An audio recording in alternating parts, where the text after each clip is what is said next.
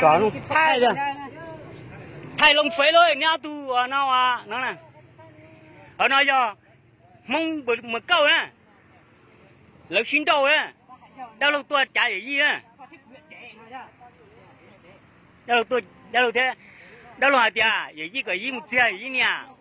cái gì chỉ xe thì gì tiền cái gì một tiền mà này chơi cái tuần tiền nữa nhưng từ va này hiện một câu nè nó nè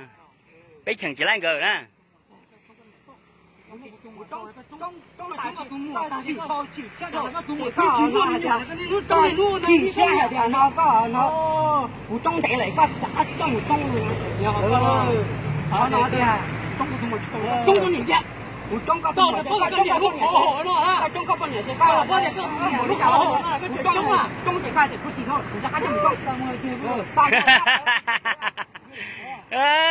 chầu đấy nè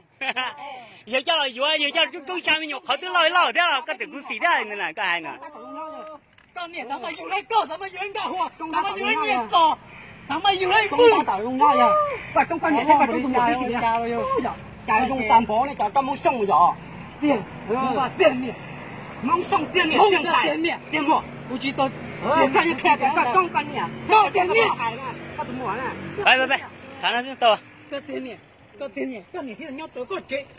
跟你去基本的都还得叫我帮你的，他们个这中国年轻才怎么包的，他叫这个怎么，他们中这个怎么包呢？店面了嘛，就中国的他们就鸟这个的，店面了嘛，可能我讲，这样子呀，这店面去做这，怎么的他们家？我讲，店面好，他也没钱把这边，古代人家没时间，那。吹人长得多，好个木头的了，让你说我还用了，我能要点点，高一家用，点掉我高人家一个人跟人家一个月，chưa có tấm mừng那古代人大了，这么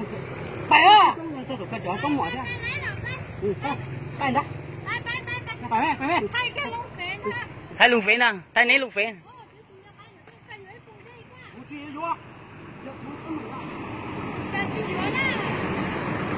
bây đó, này hỏi từ nọ rồi, hỏi chị hai đi cho nó hay, gần như con nó sao đây này, tôi chỉ cháu tôi luôn chờ, cái hồ hết như tỏ luôn á. Rồi giờ cái tụi nó nha, tao nó chưa cũ cái câu plo đấy, tao nó gặp plo đấy, cái cầm hai luôn cái cũ. Nó chỉ nhu, cái cái tao xin cái gì nha, tao xin cái gì mà, tao kỹ, chơi kỹ ra, chơi kỹ, có được, chơi kỹ, tao bảo chơi kỹ, chơi lan, lan chi, nhậu thôi. Có được là thằng, tôi tìm mua, tôi tìm mua này, tôi tìm mua tôi nhau thôi phải không, nhau thôi, lút chế thôi, luôn được ra nè, luôn, cầm hai đi con, lương này chưa cũ luôn nè, lấy từ lương là có lương hả? Lương là có lương hả? Cái bọc của tôi mà giờ cũng chỉ to thế này thôi, nó cũng kỹ nè, giờ cũng chỉ to gì có to luôn nè, cái con tàu luôn nè, cũng chỉ tàu con, cũng chỉ tàu con, bây giờ muốn xem chơi lăng đó, bây giờ mua bàn rồi chơi, còn tại đi mà, thì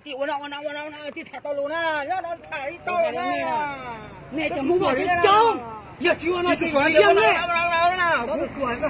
giờ thả luôn mà, giờ như là nổ của nó hả thứ nhân là, nhân giờ mà, giờ cũng chỉ bỏ lên thôi thì coi coi thì chỉ không có nhân nè là, yon chè rồi dân, rồi dùng hai thứ dân rồi nè, cú luôn nè.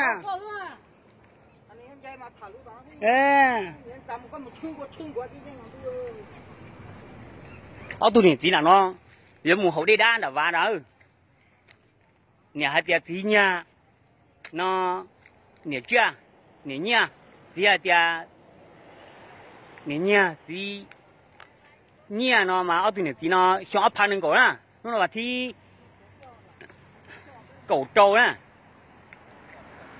lu gì Hindu nè, gì lúc ăn tu nè.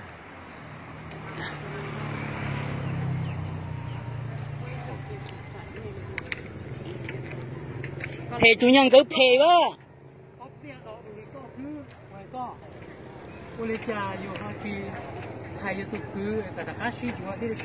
Ấy cái chuyện cái tụi thế luôn. Chưa lươn nè.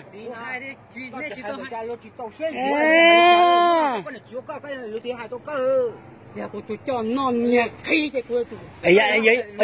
vậy đó cha nó hóa đấy chứ vậy nên cha thốt về sao về phải đây họ tua hai chỉ lấy này hai chỉ lấy nó sẽ từ tôi rồng nó không cần từ tôi phải đây bé ra nè từ nhớ trong vừa nè tôi đấy là bé tôi cho ở đây tôi cho để đây tôi cho nó đó cha hai chỉ tôi này nè đây tôi cho nữa nè hai đây cha ở cha hai chỉ tôi chỉ nào chửi là hai nè cái này là tôi này là này tôi cho này à bò của thay là nó rồi phong của thay nó của thay gỡ cái gì